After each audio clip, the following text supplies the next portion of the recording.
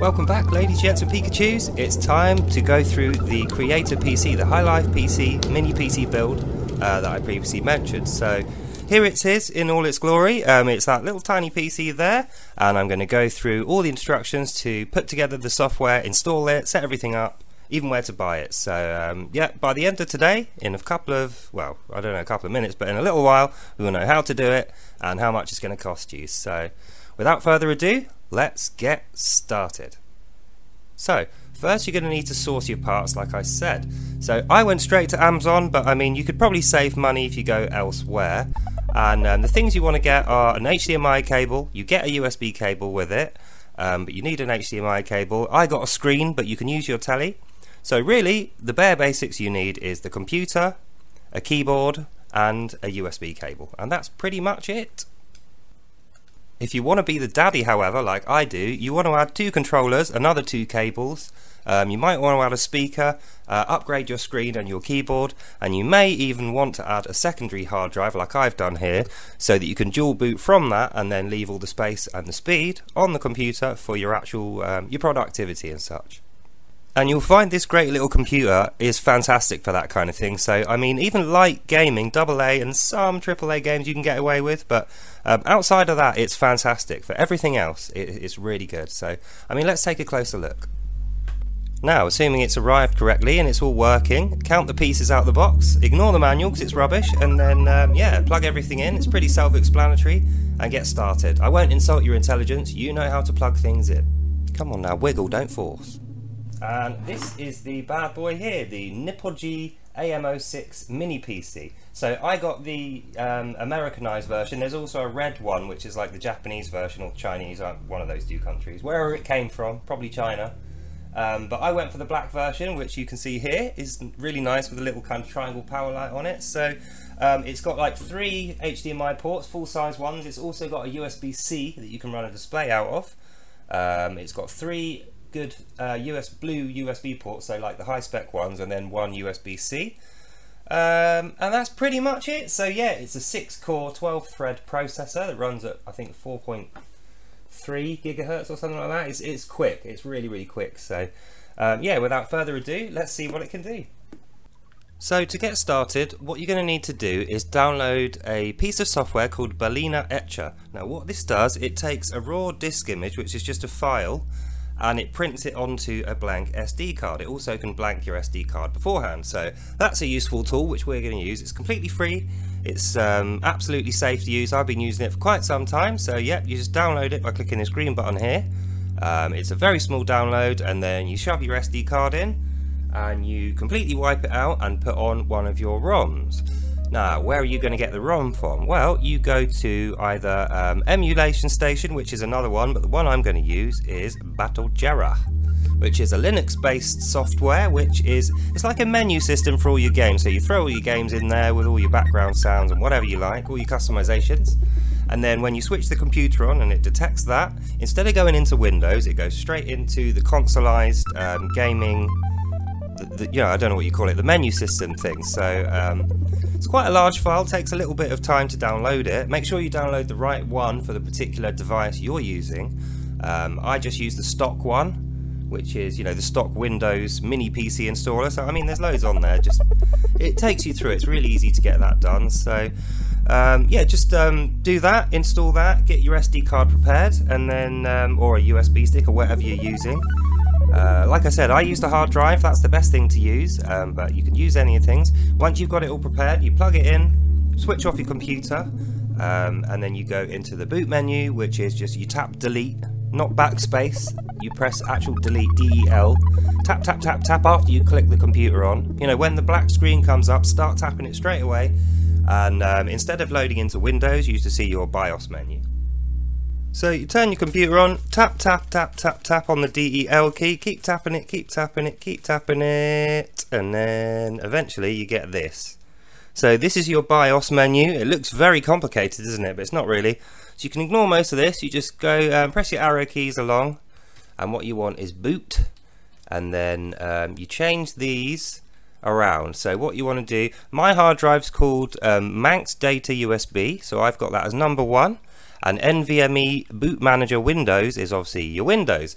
So what happens if you put your unpluggable one first? When you unplug it, it does the second one. So that's how you achieve your dual boot status. And then obviously you do save changes and exit. Yes, I do want to save and exit. And then on the next reboot, you don't press any buttons, you just let it do what it's going to do. And with any luck, yeah, there we go. So it'll just start up on its own. So it's quite quick to start up, really. It takes less than a minute. It's usually got startup music, but me, in my rush, I haven't set the audio port to headphone. So I'm going to go and do that now. We're practically done now. So yeah, you just push buttons, plug in wires, plug in controllers, configure and play your games. As you can see, it supports all kinds of different controllers. So I've got an old Wii adapted light gun, so that's always good for your light gun games. But realistically, for most games, you're going to want, I don't know, reach over. For most games, you're going to want something like this, 8BitDo, more modern controller. It's like based on a DualShock 2 / Switch Pro controller. So they're pretty good. I've got to say, 8BitDo's my current ones because I spent a lot of money and I have 4 of them. But I mean, they're extremely flimsy. They do tend to break quite often. They're not as resistant as the price would suggest, resistant to damage. So I don't know, there's plenty of options out there. You could even go for official Sony or Xbox controllers. They work just as well. But I mean, it depends what kind of games you play. So I've also got like a kind of SNES styled PlayStation one.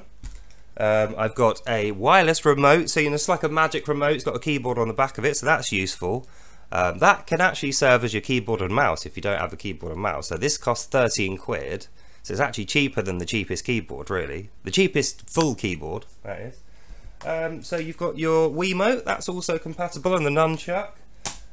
You've got your super awkward Nintendo 64 controller. So, I mean, the setup on this is a bit awkward, but it does work when you've eventually done it. And then apart from that, you've got cheap headphones. They're like 15 quid.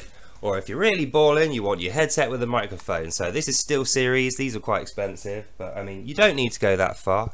Oh yeah, one last thing before we move on. This is the manual. Now, some people call this the toilet paper manual. I tend to agree. It is like toilet paper. In fact, it's most of it's in different languages. There's 3 pages of English. The first page tells you how to push buttons. The second page tells you how to plug in wires. And the third page tells you how to ring supports. So it's very useful. So yeah, but after that, you're ready to go. It's literally very little setup. The software is so great. I can't believe it's free. It's just so brilliant to use. It's almost all completely set up for you, but you can fiddle around with different settings as you go to get the most out of it.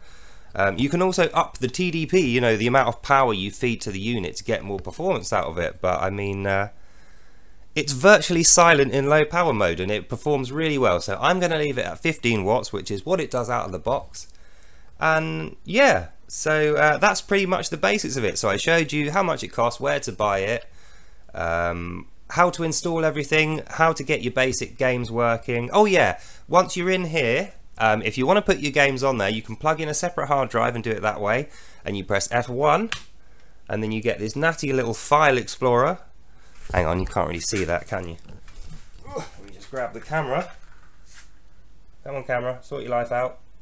See that? It's like Windows. How unprofessional am I?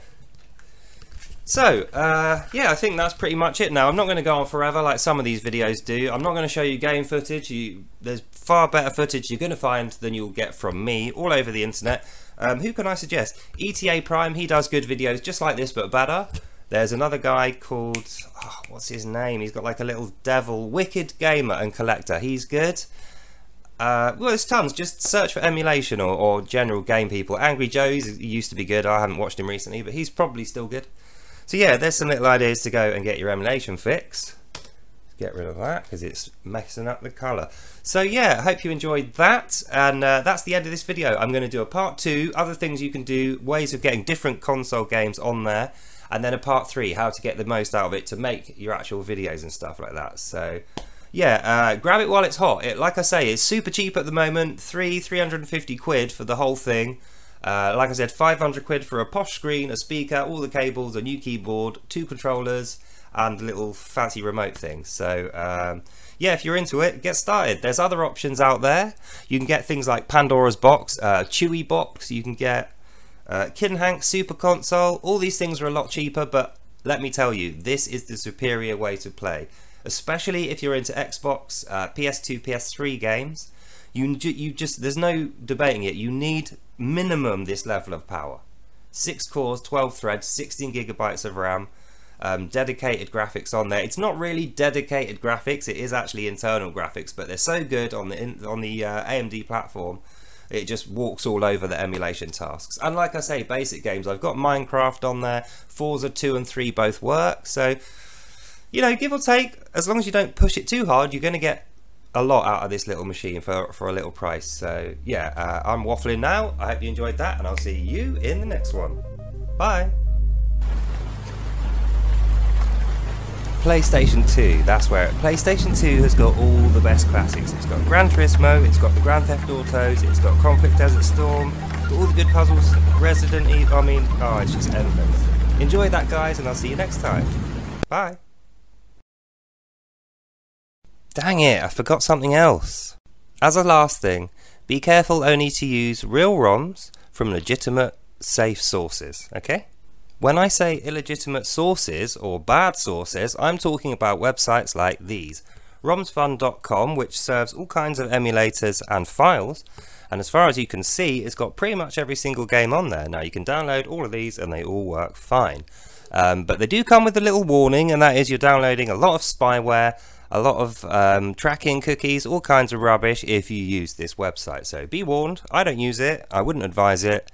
All the ROMs are illegal, and yeah, I wouldn't recommend it. So, I mean, there's other ones as well which claim to be legal. CD Romance is one such site, but I mean, there's absolutely no way that these guys have got license agreements with all the main gaming companies and they don't have to pay anything.